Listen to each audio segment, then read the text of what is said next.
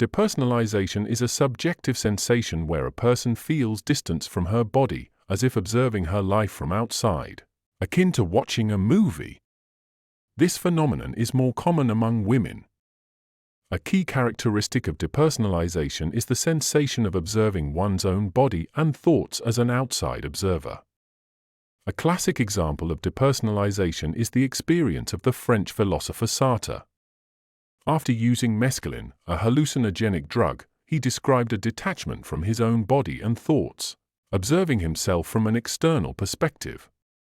This experience altered his perception of time and space, leading to feelings of unreality and alienation. Hallmarks of depersonalization.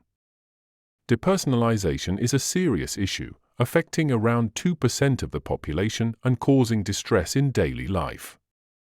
It can manifest as a strong sense that oneself is not real or a loss of connection with one's feelings, emotions, and thoughts. For instance, a person might feel as if they are watching themselves speak and act from a distance during a meeting.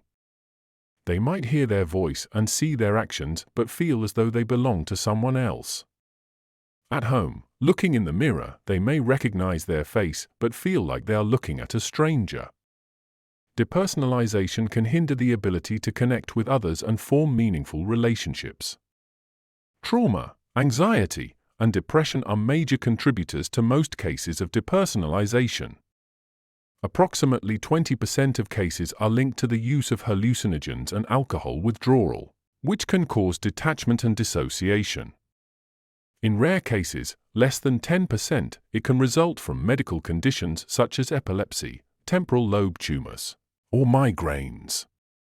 The exact mechanism behind the development of depersonalization is unclear, but it involves several neurotransmitters. For example, low serotonin levels are observed in many cases.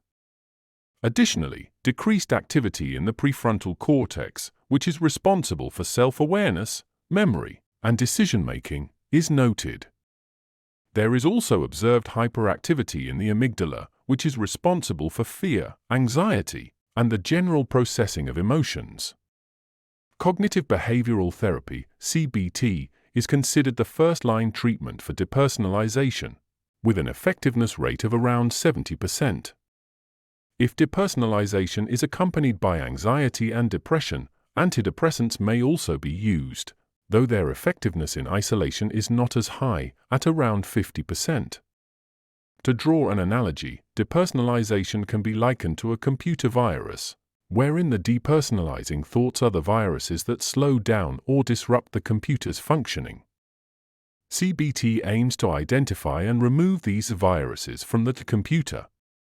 In therapy, the patient is assisted in identifying situations or thoughts that trigger their depersonalization. These triggers can include stress, deadlines, crowded places, or other factors. The patient then learns to develop coping mechanisms for these triggers. These coping mechanisms can vary. For example, deep breathing activates the parasympathetic nervous system, which calms the body. Physical activities such as walking, dancing, or exercising can also be effective. Additionally, distractions like listening to music, reading a book, or talking to loved ones are beneficial coping strategies.